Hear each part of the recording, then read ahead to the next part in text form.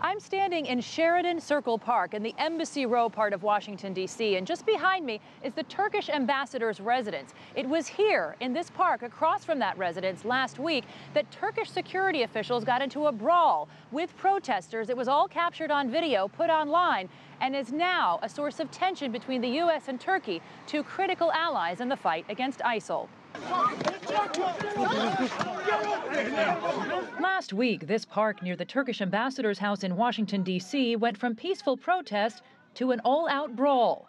These images taken by Voice of America show men in dark suits, which Washington, D.C. police identified as Turkish security officers. They're seen punching, kicking, and shoving men and women. Police say their officers used clubs to break up the fight between the protesters and security officers. Nearly a dozen people were injured, and police said 2 people, including at least 1 protester, were arrested. Turkish President Recep Tayyip Erdogan had just wrapped up his meetings with U.S. President Donald Trump at the White House. A separate VOA video shows Erdogan watching the melee from the driveway of the ambassador's residence.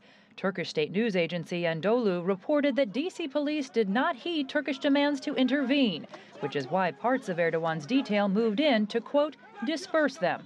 Monday, Ankara summoned the U.S. ambassador and called for an investigation.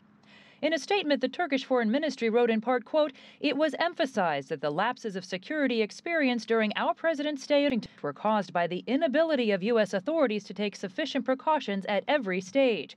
The U.S. State Department has called the incident deeply disturbing. We did call the ambassador of Turkey into the State Department to discuss what occurred with them and express our view that this is simply unacceptable. There is an ongoing investigation. 2 senior lawmakers wrote a letter to Erdogan last week calling on the White House to remove the Turkish ambassador to the U.S. for allowing the guards to interfere with the First Amendment rights of Americans. These are not just average people that did this beating. This is Erdogan's security detail. Somebody told them to go out there and beat up on these peaceful demonstrators, and I think it should have repercussions, including identifying these people and bringing charges against them. After all, they violated American laws. The State Department says it released 2 members of Erdogan's detail after briefly detaining them. We're told those 2 security personnel are now back in Turkey. Jessica Stone, CGTN, Washington.